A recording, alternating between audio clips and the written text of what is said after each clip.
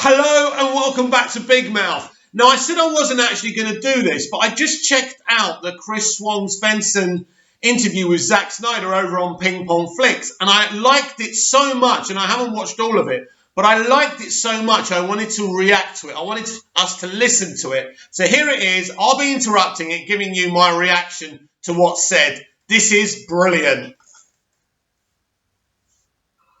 Hey, welcome back to another Ping Pong Flix crossover. This time I'm crossover with someone really big. Our special guest, probably the biggest guest I'll ever have on my show, but Zack Snyder. How you doing?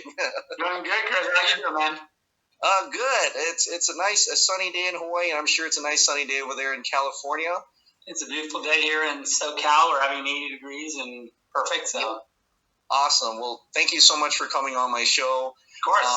This is where we talk about DC especially, and I want to know, I was into DC first started when Christopher Reeve came out with that Superman. That was my that was a while ago. Yeah. What about you? Like, what drew you to DC? Is it films, or were you into the comics? Well, it's not a surprise if I say, I was a big Frank Miller fan, and Frank and I's history go back, for me on my side, to before I was always, everything he did, I was kind of always very much on hair trigger with whatever was being released by him. So I'd always thought in my mind that there would be, even when I was in college, like, I'm going to make maybe I'll make one of the Frank Miller graphic novels into a movie, even though that seemed at the time like a stretch. And Watchmen, frankly, Watchmen really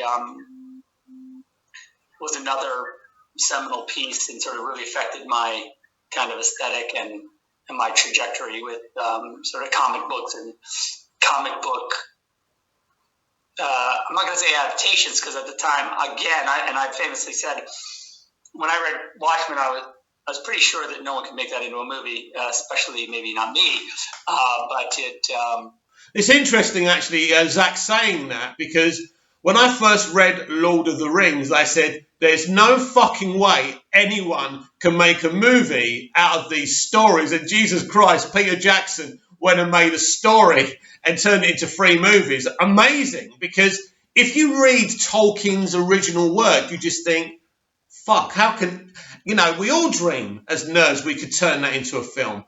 But Peter Jackson did amazing, and Zack did amazing with Watchmen. It just got me to thinking of Tolkien and Lord of the Rings there.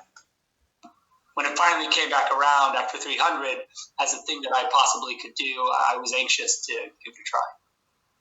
Oh, awesome. I love Watchmen, and your adaptation of Watchmen is, I watch it like almost every year. What does it like to say? It's really awesome. There was a cool, I was watching the other day, I forget the guy's name who did it, that Watchmen, Hallelujah Watchmen sort of redid. Oh, yeah, John Garza. Yeah, by the way, he did a great job. It was really, I thought it was awesome. I know. And he'll see this for sure. He's gonna melt. Yeah, I know. It was awesome. I showed it to Debbie right away. I was like, check this out. This is amazing. Yeah, he's awesome at that stuff. So, and then you got into Man of Steel, Batman v Superman. Yeah, and then, I think my experience with,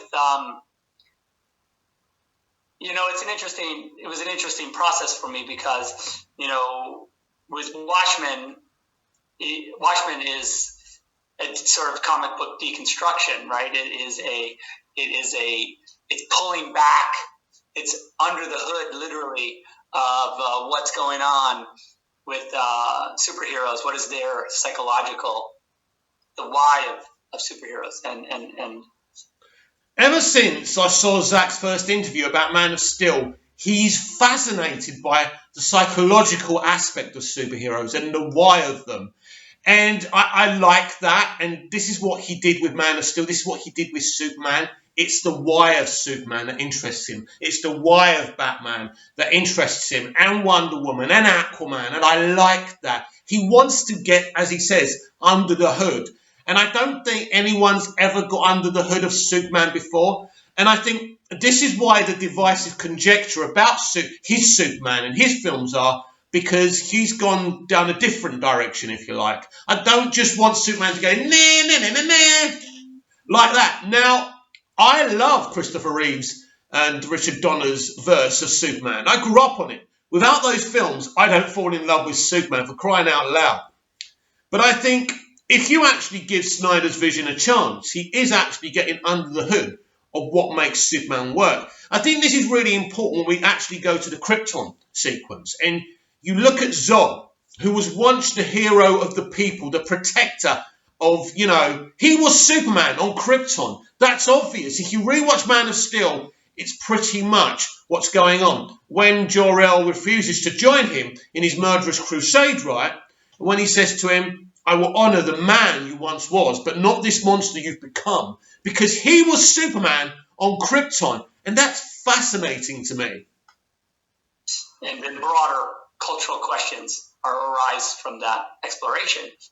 And, so when I came, to working on Superman, it seemed, I started kind of from that place of, and I am a Superman fan, so it was really a gift to be able to kind of go to Krypton and see his birth and really discover who his father is, and really go on that journey with him to joining him in the sun, if you will. It was pretty fun. Right, and then you approach that, when you say Krypton, you really approach that in a sci-fi manner. Absolutely, I really wanted the experience of being on Krypton to be a super sci-fi sort of experience, and then a very grounded experience on Earth. Right, and so the Man of Steel. This is interesting. Zack's able to say different things in different interviews. Zack never really repeats himself. Now and again he does, and there's nothing wrong with that, of course. But I like this. He says he wanted this to be this sci-fi world, and he wanted Earth to be more grounded, because Earth is grounded, because it's our reality. He's actually sending Superman to our reality, not to some fantasy metropolis, futuristic metropolis. It is our world today. I really like that. But it doesn't mean I have to dislike what they did in Smallville, or what Donner did, or, what Richard Lester did, or what Bryan Singer did. It's just different. It's more real. So when we're on Krypton, it's a world we've never seen before. It's technologically advanced, and it's beautiful. And the battles, look, Krypton looks beautiful. And I mean, I even in Donner's version, I always get a little bit kind of disappointed when you leave Krypton. Both in Superman the movie and Man of Steel, because it's such a great world, and you want to explore it so much more. But of course, that's not the story. But I do like that. I really do. Story, including BVS and Justice League. Do you call that your Superman arc? It's a it's certainly a trilogy of movies, and it's certainly you need Superman. I don't know that this Superman is certainly the spine that kind of in a weird way. I mean, if we had ever gone to do the rest of the movies, kind of in my mind it always sort of began and ended with Superman. He's the glue that holds it kind of together. He's the bookends of the entire universe. So. Oh, I see. And since we're going to talk about Justice League, because, it's interesting to me, though, very interesting, because we've always been led to believe that this is a Superman arc. Now Zack's not contradicting that. He's pretty much saying it's not necessarily all about, but he's the spine. He's the spine, and I love the fact that Superman is the spine of the Snyderverse. And he said if we made more films, it would have ended how it began, with Superman being the spine of this arc. I like that. And as a Superman fan, of course, we've never had anything like this, so it's great. Tomorrow is a pretty special day, November 17th. Yep. Last year, the fandom really just out in one voice released the Snyder Cut. How was that like? Like, did you call it, like, did people call you up and says, Zach, this is going on right now, release the Snyder Cut, what's going on? Yeah, a lot of people were like, what is this? Like, what does this even mean? Like, a lot of people called me who kind of were my friends that hadn't really been keeping track, and they're like, is this a thing? Like, is this happening? And I was like, well, not really, but, you know, the fans kind of clearly want it. So Right. there was I liked it coming out of people's radar who hadn't really been following it in that way, kind of organically. They're like, I see it trending as like the number one, you know, Twitter trend in my country. Is this, what is this? And I said, it's just, I don't know. I can't tell you what it is. It's just people.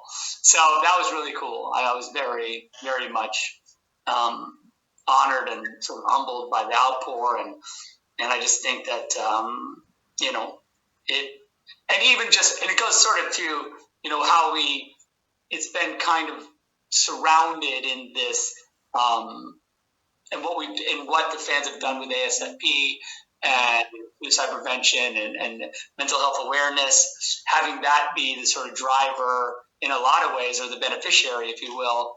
It's a really cool thing. I'm actually going to launch I've decided that, like, you know, we've looked at, and I really wanted the fans and kind of the movement to be at the front of this, and they really have, and I'm super proud of that work that they've done. You know, we've had, you know, my daughters have, and Willow has put up and done a really great, she had a great page that really made a lot of money, and we did the walks and everything, and really did a lot of great awareness and fundraising. And I think we're going to launch today a sort of official Snyder family page on AFSP.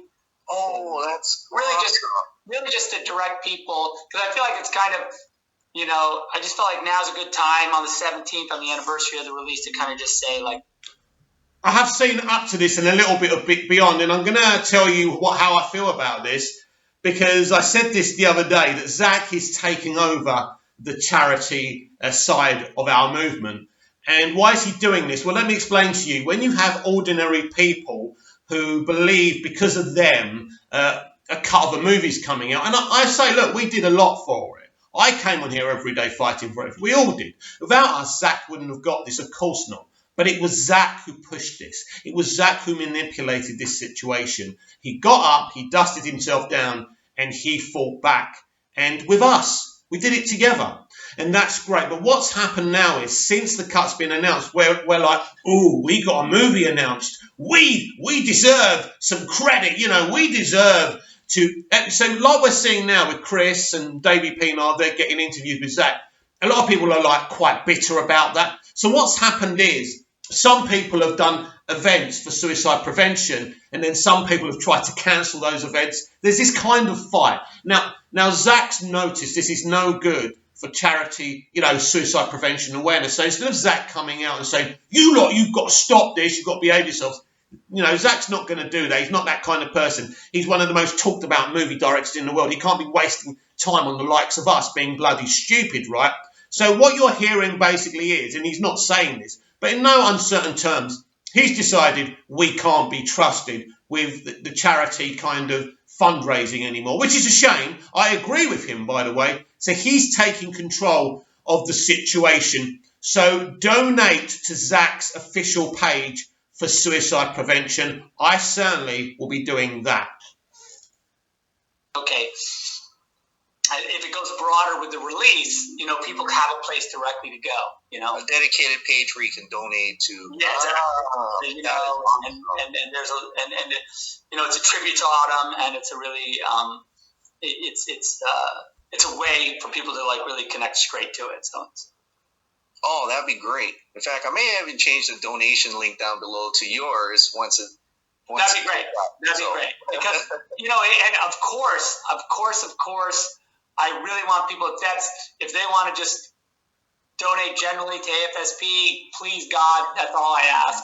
But if, you know, it's it'll be really straight, you know, to go straight to our tribute page would also be a way to do it. But by no means, I want whatever it takes. Like, please, donating is the most important thing.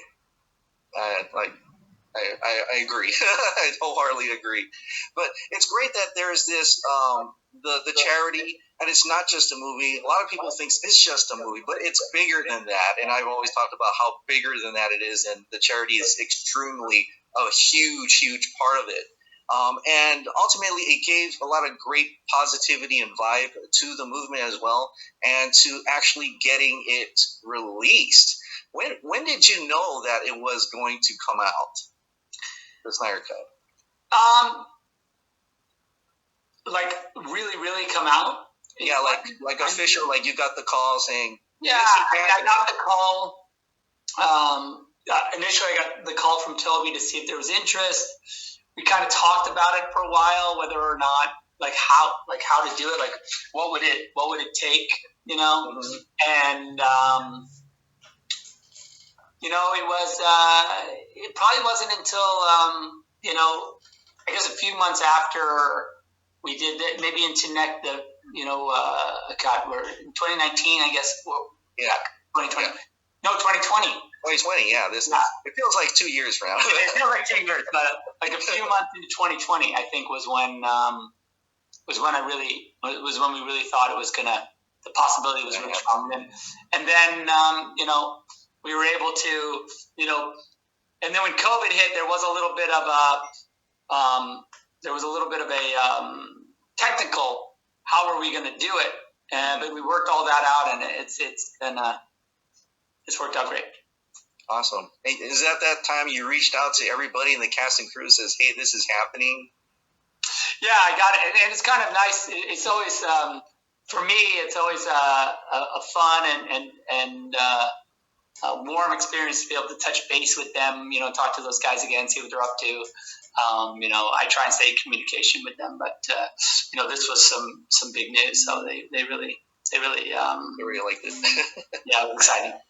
Awesome. And, I met you at the Art Center at the Director's Cut. Yeah. It was awesome. Great to meet you over there. And one of the things you were talking about, and I'm not really going to mention, but you talked about how you wrote the original script, the original idea with Chris Terrio, but you said that on the Real Emotion show that there may be some things you're going to change. How is that? Has the overall idea from back then changed to a newer version now? Basically, the movie that you're going to see is the movie that we shot. It is the movie that Chris and I.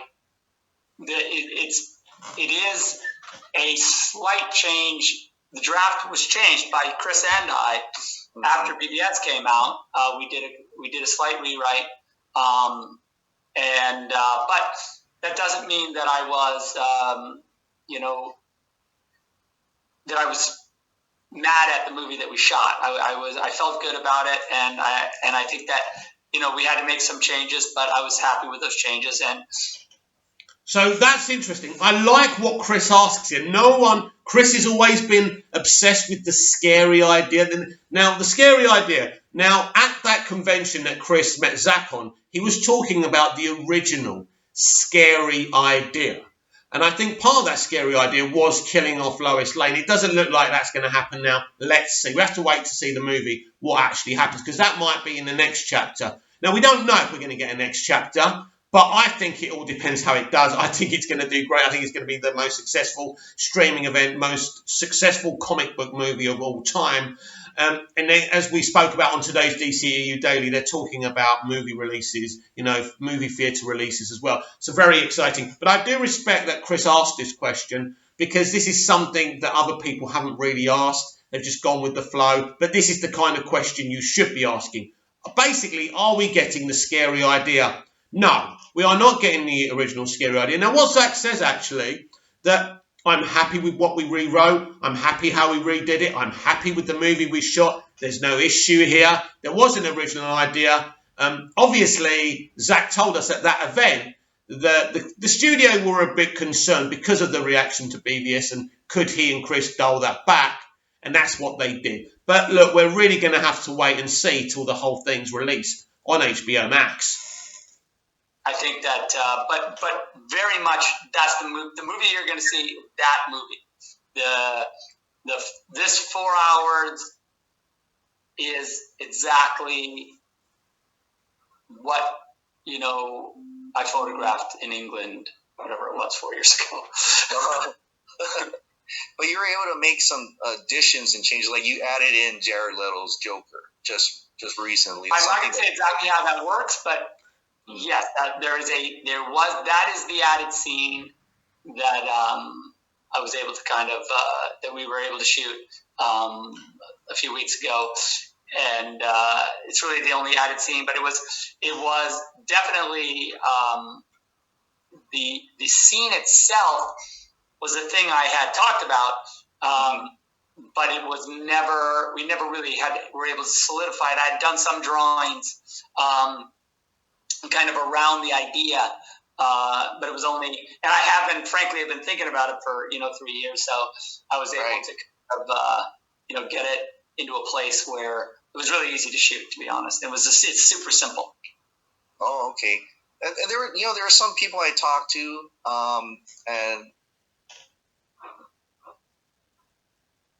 and I know he on my show he kind of mentioned that he thinks you're buttoning up this JL so that there's no really room for, because we kind of figured that there was going to be a JL 1 and then there was going to explore a little bit after that.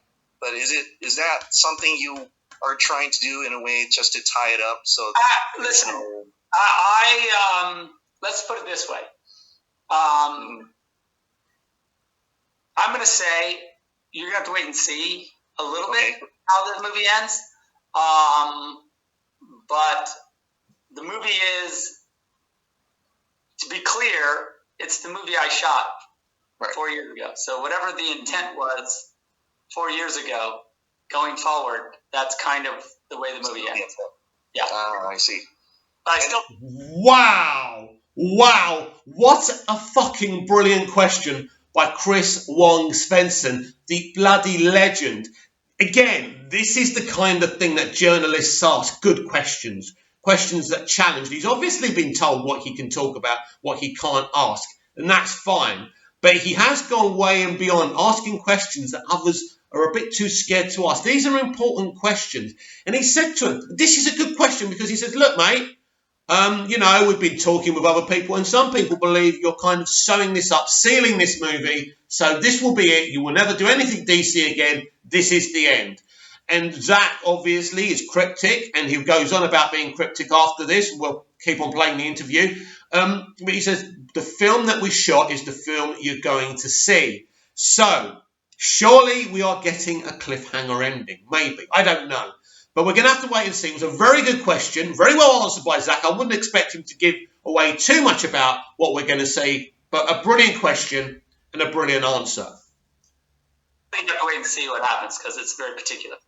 Oh, yeah, no problem. I can't wait to see it. I don't want to know.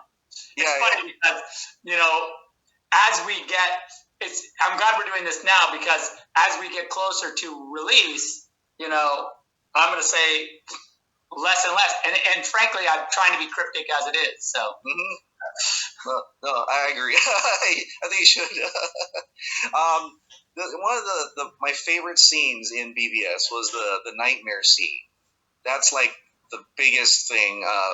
There was one question that was asked of me. Well, you know how Bruce got that vision or dream, and of when Flash came back. Is that because? And I don't know if that's scientific way to know that. Is that because Flash brought a little bit of that vision into his reality? 100% scientific. It's it's not like you're acting like it's a movie or something, and we made that up. That science. If you jump back through time, you create a vortex in which the reality of that world can be projected through subtly into the mind of the person who is directly in contact with the vortex that is created. I mean, that's science. I mean, pretty obvious. That's awesome. I mean, hello. Right. Why are we talking about this? Did you not know this? I thought you. A lot of people. There's scientists out there. They can confirm this. I don't. If we have to get like a scientist on to check this, it's clearly obvious. So right. That was night vision is like one of my favorite parts of the thing. Because if you notice, right? Yeah. The papers. Yes. All the because it was actually happened. Right. A weird dream. That's all I gotta say. Yeah. But I noticed you on Grace Randolph's show. You kind of talked about you were it wasn't Grace Randolph. I think it was Dave's show that you were talking about. You were planting seeds for the future defenders of Earth during that time. Are those seeds like actual, or are they just Easter eggs in Justice League? That's I have a strong interest in that world. What do we know about the nightmare sequence? What we know from BVS is clearly the symbology that we see, if that's a word, out in the landscape. We see an omega symbol, I believe, correct? Yeah. So the implication, we see the apocalyptic constructs in the sky. I think also we see some fire pits. So to me, I see some kind of cryptic world where dark side somehow has a foothold on Earth. Okay. Mm-hmm. I mean, that seems I'm not making this up. This is what's in the movie. I mean, I made it up originally, but this is not new information. Am I right? Right. No, you're right. You're right on the money. Everybody knows. So all I'm saying is that that's a future that we're headed toward, possibly. Mm-hmm. Right. And either the Justice League has to do everything they can to stop that world from coming true, or somehow fix it if it does. So those are and whether that happens or not, I don't know, but suffice it to say that that's out there as a possible reality. So, wow. Is it? Do we? Or does the story head us in that direction? I guess is the question. Yes. That's the mystery. That's all the speculation. Yeah. By the way, feels like a big thing for me to do. Yeah. In BVS, just cause, right? Right. I know. You just wanted to shoot that, and that was it. So, yeah. Yeah, we're never gonna see that again. That's dumb. Yeah, I know. Good luck playing the video game or whatever it's going on. Right. It's cool for an action figure, but. Right. I think I really just wanted to give the cosplayers a new outfit. That was really cool. You're right. Want to try on different costumes. Yeah. The duster and the bat cowl is a pretty cool combo. Really? I mean, it is a pretty cool combo. It is a pretty cool combo. Yeah. So how was that like on additional photography? I don't know if you can say who was there during that time, but how did that feel just to kind of get back into really good. I can't say who was there, but it felt really cool. Yeah. And it was very seamless. It was just as if nothing had happened and we were just shooting. Very familiar. Yeah, I know when you talked on Grace Randolph's show about Ben Affleck in the bat suit, I was like, oh, how did that must have been quite something to go back kind of in time and get into be Batman once again. Yeah. You'll have to ask him that one. Yeah. I get it when he needs to come on your show and talk to him about it. Oh, I would love to have him come on my show. That'd be pretty awesome. Maybe that's the next step. But so let's talk maybe about if there is any possibility, like after this Justice League. Some people wanted to know, like, is there room to add in characters that are outside of your Snyderverse? Like, for instance, like Shazam. If you ever had that opportunity, like if they approach you and says, hey, we want you to come back, do some more. I expect the reason I paused this now because I want to make a prediction because it's way past what I've already seen. Right, so I'm going to make a prediction. He's pretty much going to say what he's already said. I may be wrong, but I believe he's going to say that that's not my universe anymore. My universe is Man of Steel, BVS, and those characters. Now I can bring in characters from the comics that I create, my versions, but those characters are not my part of my universe. But of course, this is the multiverse, and they can still cross over. Let's see what he actually says. If I'm right, you lot owe me a like. Right, come on. Is that something in your mind? Listen, I'm just going to say this. I don't have any. My honest answer is I don't have any expectation that there would be more movies than this. If that happened, that would be amazing. But that bridge is far away, and it is what it is. And I'm frankly I'm cool. But I do think that the universe that I have been working in for the last almost 10 years is very much, with its, like, listen, you have Wonder Woman, you have Aquaman, you have this new Flash movie. All of it they're all branches from a tree that I planted a long time ago. And I couldn't be prouder and couldn't be more excited about what's happening, like with Wonder Woman 84, amazing, like those talented people. Patty is a genius, and Gal is the greatest Wonder Woman ever. So anytime that those guys just add a chapter to the world, that's great. But for me, like, I have a very sort of singular vision of how this, my track is supposed to go. Awesome. And I know you're working on Army of the Dead. Oh, yeah. And they announced that there is going to be some spin-offs involving animation.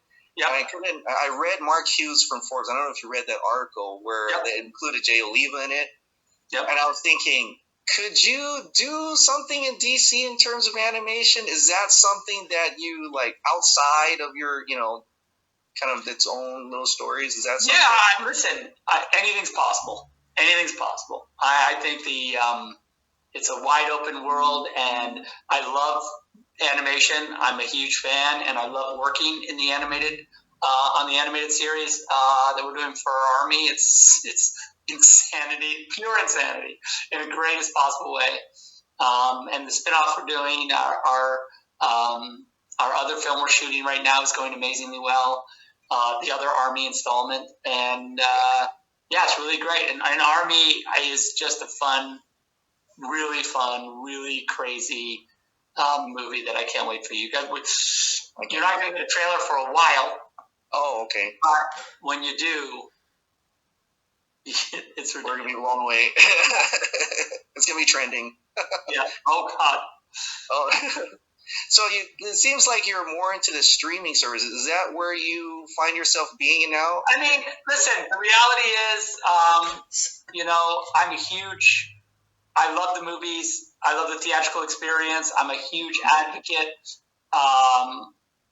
If it's possible, I would love there to be a theatrical component to Justice League. It's a little above my pay grade when it, as far as distribution.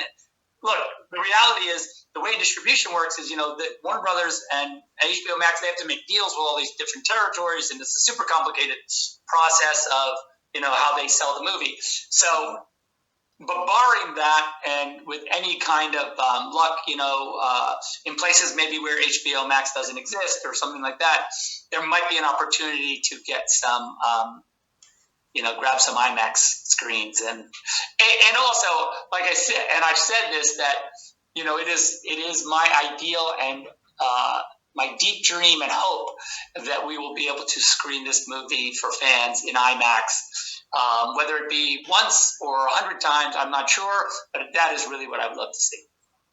Oh, I would love to see it in IMAX. That'd be pretty awesome. My feeling is, and it would be after, we would release the movie on HBO Max, and, then we would, take those dedicated few to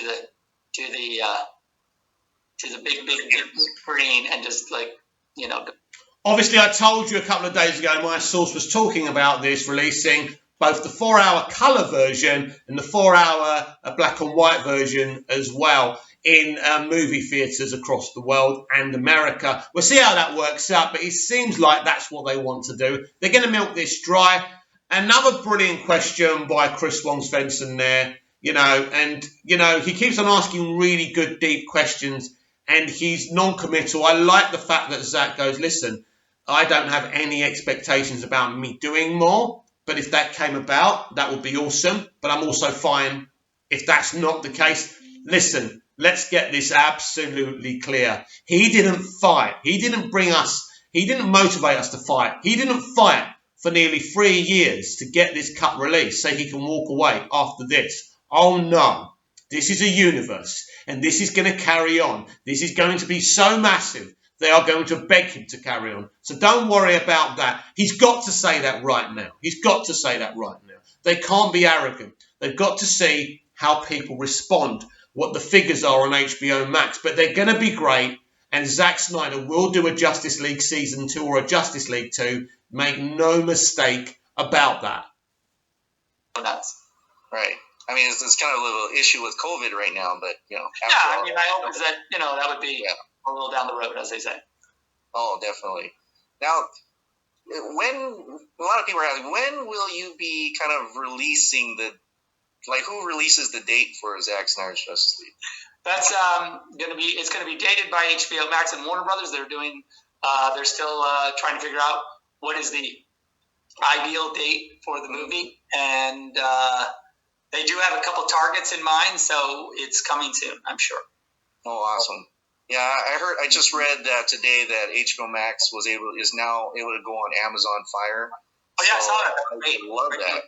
Yeah. I mean, there's everybody around the world, not just in America, wants to see this, and we can bring it to them. Yeah, I'd love for everyone to see it. And the more the merrier, as they say. Awesome.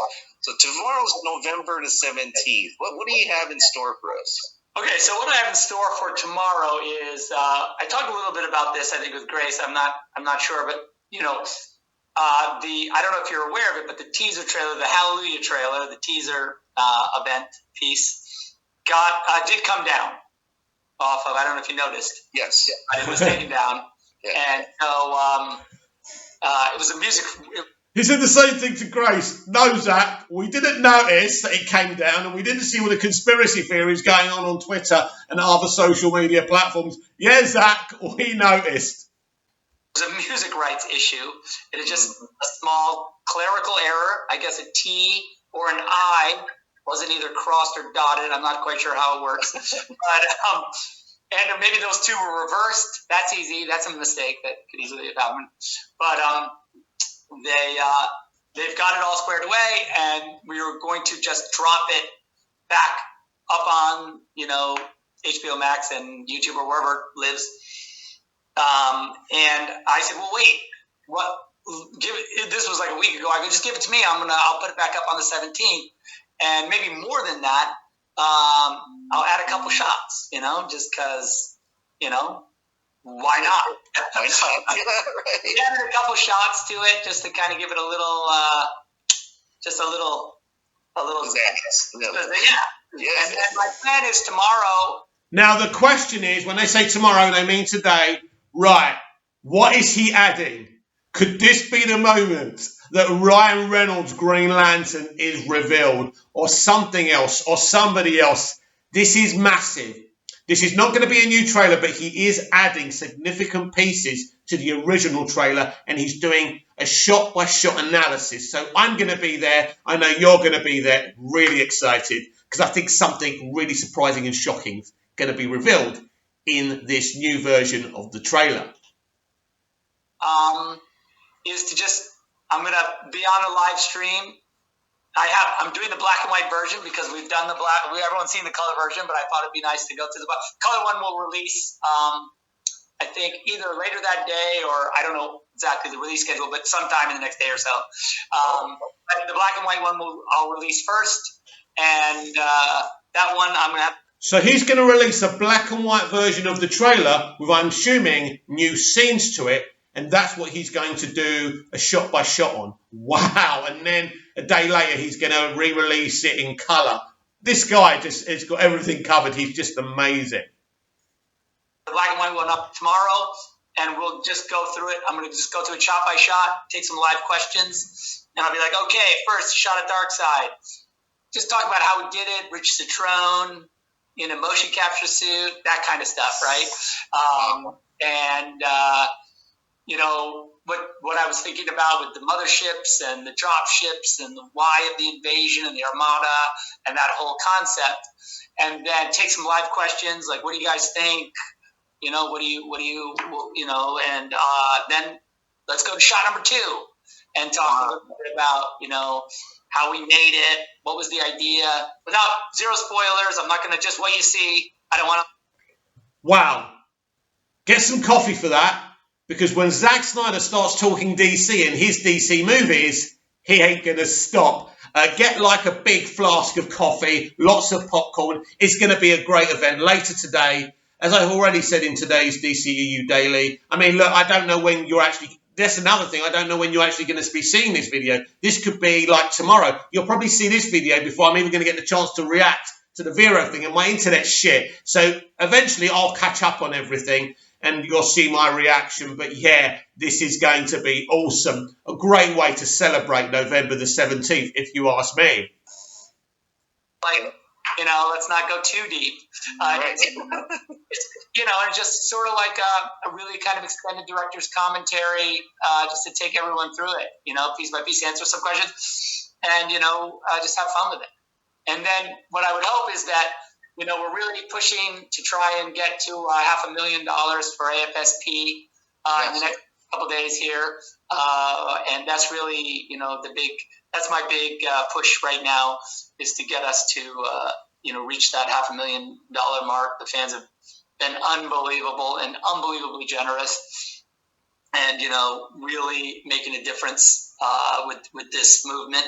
And that's what I'm really hoping that, you know, in the next few days we can crack that's a big milestone. And then after that, who knows? Definitely. Yeah, if anybody can donate now, there's a donation link right down below. Just please donate. That goes directly to FSP. YouTube is taking care of all the fees and services of that, so it's that's your cool. money straight to Thank you, YouTube. FSP. And so you mentioned there was a raffle. There was a sort of raffle that's going out if we put in show our receipt? I think that's all we really need to know. Brilliant. It's going to be a brilliant event. That is a brilliant interview by Chris Wong Svensson. And by the way, can I just say, Chris's interview is better than the others that he did with Grace Randolph and with David Peeler. Look, they're all good, but Chris really asked a couple of really significant questions that all journalists you shouldn't be afraid. Now, unless the guy said, I don't want you to ask me this, but that's fine. I think he asked things. Look, he didn't really answer very much. He can't. But once you see, the thing is, you don't just ask a question as a journalist to get the answer. The way the one who's answering the questions answers the questions is a big clue. A, he wants to make more DC Extended Universe content, right? This is not going to be sewn up to be finished up. No, it could be in a way, so just in case it doesn't go well, but it is going to go well. We've got to be positive about this. But well done, Chris Wong Svensson. All subscribe to the Ping Pong Flix YouTube channel. And everyone, before you do that, subscribe to me. So I will be back tomorrow to react to Zack Snyder's shot-by-shot analysis of his new version of his Justice League trailer. And I can't wait. Comment down below, like, share, and subscribe. And I'll be back tomorrow with a big event, a big occasion, a big edition of the DCEU Daily. See you again soon.